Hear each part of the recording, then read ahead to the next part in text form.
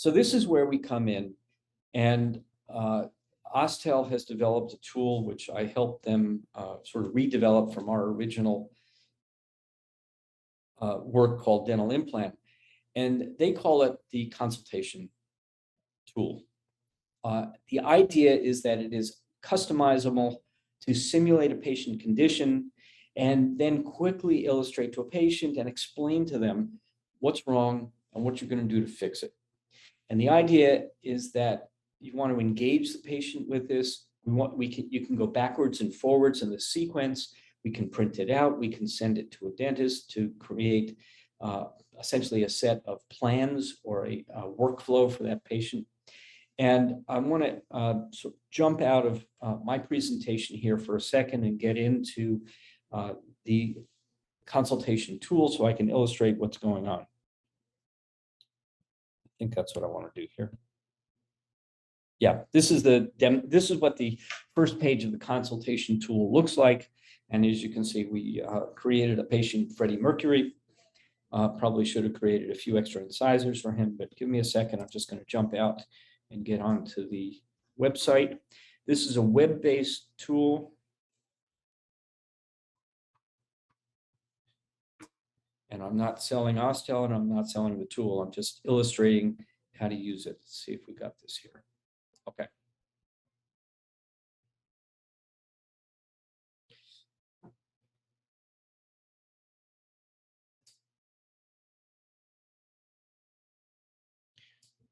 So I would like to get some confirmation. Is my screen visible here?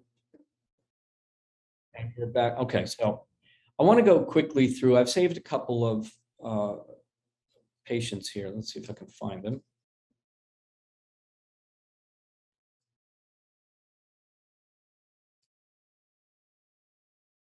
And just a simple illustration of a patient who has who's losing a central incisor. And one of the things that we can do very quickly, and I'm going to illustrate a few of the options here, is one of the things that's very hard to demonstrate to patients is this idea of smile line. They don't understand that it's, some people have high smile lines, some have low smile lines, and we just happen to be starting there, and that they may have a small display where they only show a few teeth, or they may have a very wide display where they show back to molars. So this happens to be one great feature of this because it allows us to modify everything. And every place you see an arrow or a dot, then we get into this, you can modify that. I'm going to go back to the other screen here and get rid of that for a second. Okay, the basic screen that we have, and I've already sort of pre-populated this, is shows 32 teeth. In this example, it has the European numbering on it. It's also available in the FDA number, in the US numbering system. It's an option we can try. And also we can either have a light background or dark background. I believe that it shows up better as a dark background. And what we can do is we can toggle all these various structures on and off. So here we have gums in place. This is I'm illustrating to a patient what happened below the gum. And this left central incisor has a root fracture, which I drew on here using this draw function. And you can see I can show a fracture here. Sometimes I use this to draw in decay at the gingival margin. We can also place crowns. We can prepare teeth for a crown, something like that. We can simulate periodontal disease. We have different bone functions here where you can lose bone in a single place, and you can do that in increments. If you lose too much bone, you lose a tooth. So it explains why periodontal disease happens. We can undo that, put the tooth back. And if you want to show losing a lot of bone, or how periodontal disease gradually causes bone loss and then tooth loss, then we can illustrate that too. So these are all functions that are easy to do in front of a patient and engage them in the conversation of what's going on. We have also the ability, and I don't have enough time to illustrate all of the various functions here, but we can look at sinuses. You can see some people have low sinuses, some are high. Mandibular canal position can be high, it can be low. And these are also helpful features when we're talking about informed consent, because it's very easy to now talk to a patient about encroachment of an implant on a nerve or something like that. So we have various implant functions, and we can extract a tooth. I can extract a single tooth, or I can extract all the teeth. And once again, you can apply the bone functions, or we can lose all of it, or you can lose it just in one area. That's worse. And there's infinite flexibility built into this tool. So I want to go back to my story a little bit here first with this patient that has a fractured central incisor and also has some accompanying bone loss. Patients in this situation may understand that they need an implant, but they don't understand what a bone graft is all about or why it might be important. So I can illustrate to a patient, well, let's take out this tooth. And in the draw function, there's an erase. So I'm going to get rid of that line. Let me just put an implant in at that level. And here's what we've got. We've got an implant, and I'm just going to move the nose out of the way here.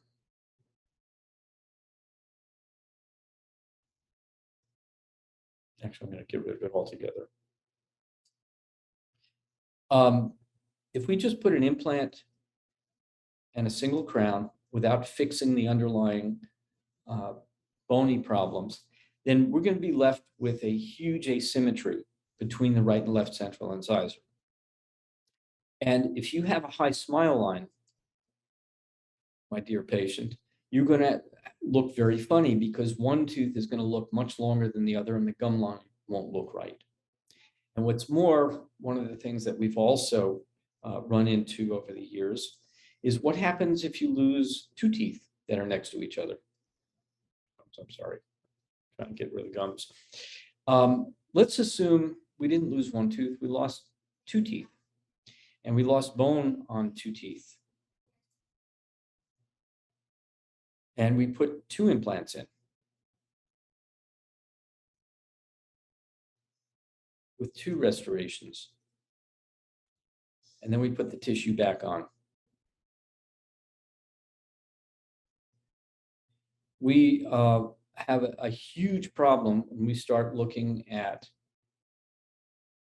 papilla position and final aesthetics and things like that. So this is how we can communicate the problem that we have to do more than just deal with replacing teeth with implants. We also need to talk about grafting procedures, regenerative procedures. So I'm going to undo that. I'm going to talk about a graft instead. What's a graft? Well, a graft is anything you want it to be. It can be autogenous, it could be particulate, it could be any method that you choose to accomplish. And then we can also, but when you put implants in, if you're going to do two or one, whatever you're going to do, when we go back and restore this now, what will happen is the tooth on the implant will be symmetrical with the adjacent one. Let's assume we do a cantilever like that. And then we put the tissue back on. And now we put the smile back on. You can see that now we've restored you back to a normal function, but this takes a lot longer to accomplish. This is more involved than just doing a single implant. This involves regenerative procedures, and it may be soft tissue grafting and hard tissue grafting, and much more than we like to, or than a patient likes to hear about, but they need to. So what I've done is I'm going to go back and this list or this sort of list of procedures that are on the side here just show some of the various stages that I saved as I was going through and building this treatment process for this patient. And what we've really done is worked out what the differences are. If you have a patient that needs to speak to a significant other or a friend or a spouse about treatment, you can print all this out and send them home with it. And you can also use the various tools to create a description for it. So in this case, my description was a demonstration of an implant placed with a bone graft to allow the implant to be placed in the correct position, leading to appropriate aesthetics. And I've also broken this down into various visits. So you can see on the right screen here, I have visit 1, which I outlined the consultation.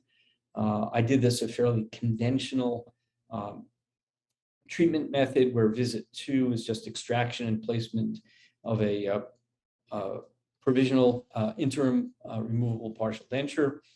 And that's how it shows up on here. And then visit 3, we would start with a bone graft and implant. Patient would check the stability, obviously, to make sure that we have a good prognosis for the implant itself. That would heal for a while. And visit 4, we'd check the stability again.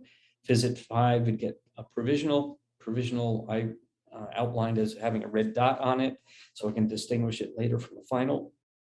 This is what the patient looks like with a provisional, so that we can continue to manage the tissue contours.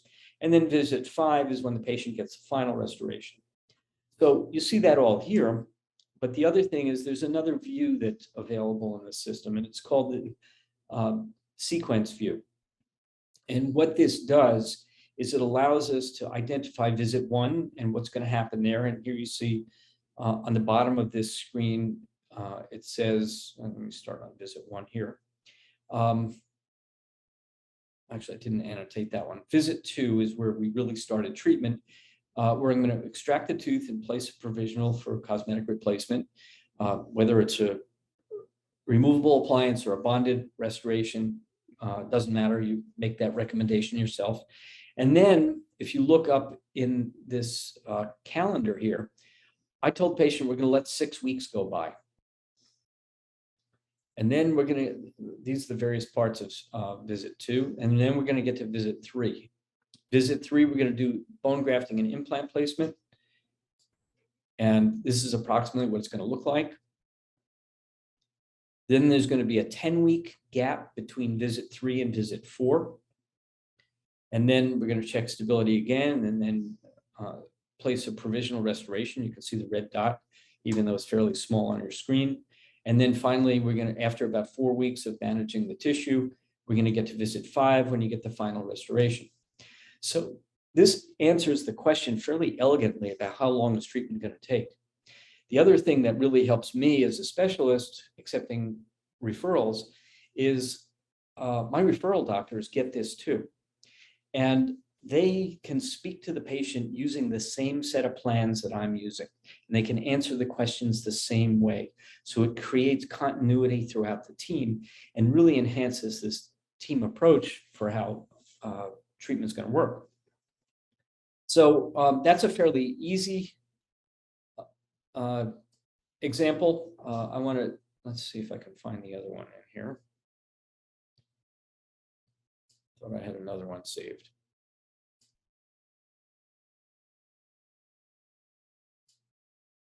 Oh, it's on a different. I'm not going to, I'm going to move on so I can leave some room for questions. But this is an illustration of how things really can work well for patients and help answer questions and help facilitate the conversation of what's going on, how long is this going to take, what am I going to look like when I'm done, and ultimately you're going to answer the question, and to accomplish this is going to cost this. And that completes the loop of what a consultation should include. I'm going to go back to the keynote here for a second. Okay, this is an example of a different patient that I saw. It's actually based on one I saw last week. And this is a patient who has all sorts of problems and very little comprehension of what's happening. She has advanced bone loss on lots of posterior maxillary teeth. There's a root fracture on the upper right molar.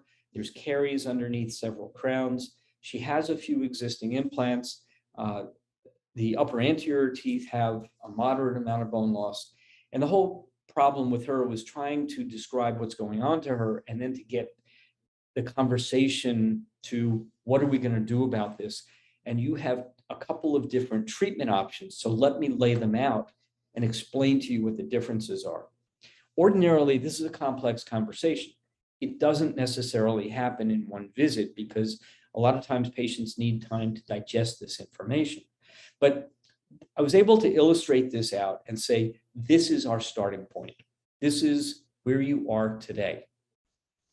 And then I might add on top of this, once I take out the hopeless or the teeth I can't treat, then this is what would be left. I didn't save that screen, but it would have been, in the maxillary arch, it only would have been the right lateral through the left canine. And then most of the lower teeth, with the exception of the right bicuspid, because that had the caries right through it. So this was where treatment option 1 left us.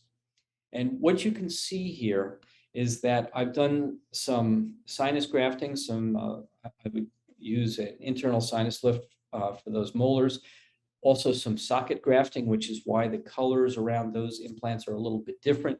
Also notice that there's 2 different shades of gray for the various implants. The lighter ones, or the more silvery ones, are new implants. The old darker ones are the existing implants. So it allows me to distinguish what is existing from what is proposed to be new. The restorations with a blue line through them are existing.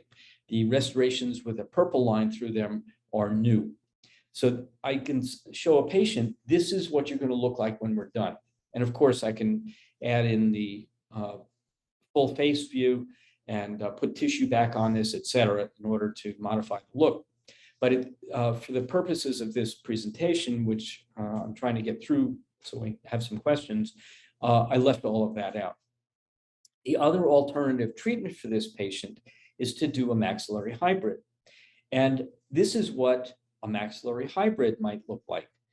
And the conversation with the patient is, we're going to do almost the same amount of work, but by doing these 4 implants and by spreading them out differently, the cost to you is going to be pretty much the same or less than the other treatment approach. And you are not leaving upper anterior teeth that have periodontal disease anymore. So when push comes to shove, this is a little more work, but it's also more cost effective. And you can see how we're avoiding the sinuses by tilting implants. You see we're staying out of the nose because I didn't move the nose. But at the end of the day, this shifts the patient's perception and the conversation away from, oh my God, he's going to take all my teeth out, to, okay, I get it. So this is going to be implant supported and I have no weak teeth left behind, compared to, I also understand the other one's implant supported, but I also have to do all this grafting and I'm still going to be left with some weak teeth at the end of all this. So it allows us to very easily and in a very sophisticated way compare one treatment approach to another one. And I can also go back and redo all of this and print it out and get this whole long PDF file or email it to the restorative dentist or whoever needs to see this in order to communicate what this is going to be, what the considerations are for this case. So I think these 2 cases sort of illustrate that pretty well. And this is the final restoration. The conversation often with a hybrid is, well, you didn't graft the bone, isn't it going to look funny? And the answer is, well, your lip line is not that high. So all you're going to show is teeth and maybe little peaks of papillas. So it really doesn't matter. We're going to make those papillas out of ceramic instead of out of tissue. And for that reason, it may be a more predictable solution for you.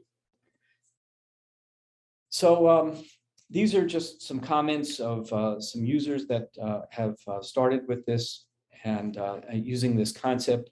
But the idea behind it is that this is infinitely customizable software to simulate what's wrong with a patient, provide some treatment options, and it really engages the patient. It gets them over their fear. It gets them looking at the computer screen, not so much looking down and away from you. It's not scary pictures. There's no gore with this. It's not trying to interpret x-rays. These are relatively and intentionally simplistic drawings.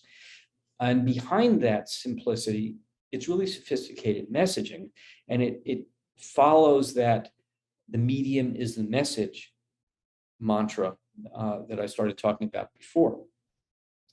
Again, other people have sort of gravitated onto this. Other people that use my earlier software found it very useful. And I think at the end of the day, there is an awful lot of features and benefits that we can talk about, both for the dentist and for the patient. And for the dentist, it's really pretty simple. It doesn't take a big learning curve to appreciate this. It really is a conversation starter for patients. It's let me show you what this is about without frightening them and without having them go to the internet and see all the horror stories. It certainly raises patient awareness. It opens up opportunities to increase their expectations. It focuses patients on problem solving, and that leads to more sophisticated solutions, which is what we want to provide to our patients. There isn't a lot of time. You don't need to prepare these consultations for patients. You do it with them, right in front of them. And that's why this engagement is so good. You get the patient focused on results. If you choose to lay it out the way I showed you here with the before and after. If you want to talk more about methods, which we do need to do for informed consent, then we can go into some of the details of how procedures are accomplished and what some of the risks may be for that.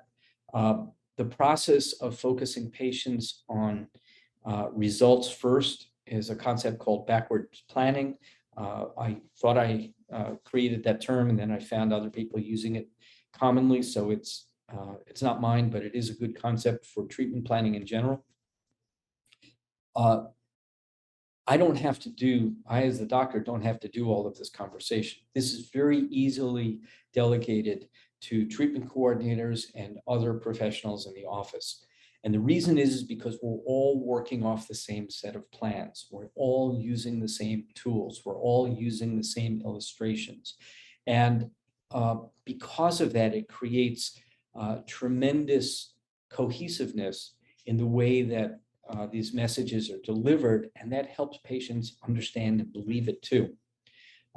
Certainly using computer-based applications increases the perception of technology utilization and sophistication, and I think those are really positive for us to be associated so that our treatment has that same feel to it. It definitely builds value. It definitely builds confidence. And it really is good for inter-officer communications because there's no questions about how things are going to happen. And we can work out sequence of treatment and various steps along the way very clearly. There are benefits for patients too. They get to understand their problems. And they get to do it by removing the fear factor, which is very big for them. We use the 4 questions every day, and it allows us to construct and control the conversation of our consultations along that outline. We can print these out. We can email them to them. There's no extra work involved with that. And it's really not system specific, brand specific for anything. It really is fairly agnostic when it comes to generalized or generic information. It associates a dentist who uses this methodology with being clear. It kind of forces the dentist to be organized too, because it helps you organize your thoughts and proceed logically. Patients have a relatively easy time accepting treatment when they see it this way.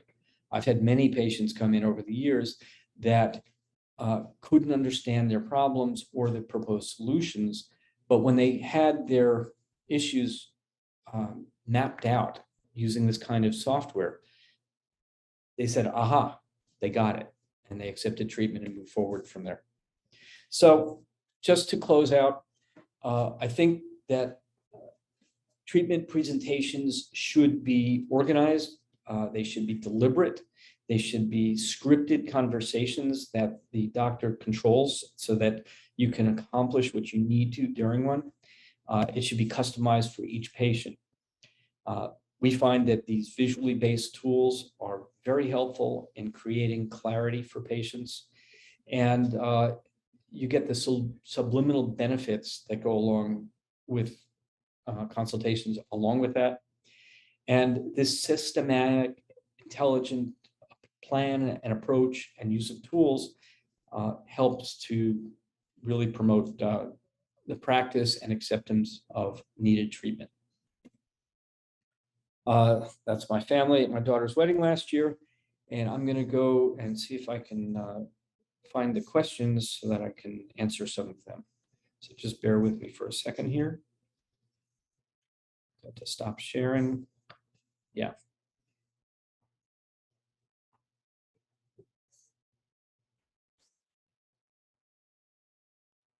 Okay. So I have a couple of questions here. One is, how easy is it to learn the Ostel Connect tool? And the answer is, it's very intuitive. You really don't need someone to teach it to you. You need to sit down and just work through it and do dentistry as you do it on this tool, and you'll figure it out. There are a couple of features that are not immediately obvious, but become very clear. For instance, sequencing treatment and using that calendar in order to plan out treatment. Once you plan a couple of cases, it becomes very intuitive and very easy and very second nature. Second question I have, is my staff involved with this tool? And the answer is absolutely. The way we typically work out a consultation is that I will sit down and illustrate everything to the patient, saving various steps along the way. Patients typically don't understand anything I say, and they want to turn to my patients and turn to my staff and then ask for the translation into plain language. I kind of do that deliberately because I want to get out of the room and I have better things to do, like make treatment notes. So my staff then goes back through, or my treatment coordinator then goes back through the screens that I created and explains these various functions or outcomes or problems, whatever is going to be the subject of conversation, using the same set of plans. And I think that's really powerful because we get to repeat the same images and essentially show the same, I want to say procedures, but it's really the same keystrokes, more or less, from beginning to end. And what's more, if the patient goes back to the restorative dentist for clarification, the dentist can do the same thing also. So again, it unifies our message, and I think that's really important, and it's very empowering for my treatment coordinators as well. How do we access the consultation tool? The consultation tool is one of the tabs that's built into the Ostel Connect website. If you want details about how to access that, you have to go to Ostel or go online to ostel.com, and they will get you an account hooked up, etc. It's really not my business, but I am a appreciative fan because this really is a valuable tool for us to educate patients with. Another question, is the name of this program called Ostel Connect Tool? The name of this is actually called the Consultation Tool, and it lives on the Ostel Connect website. Give this another 30 seconds or so. And if we're clear, I recommend that you try this out, demonstrate it, try it out on yourself, just to explain why you need a bone graft, or why regenerative periodontics makes sense, or how periodontal disease affects bone support for teeth.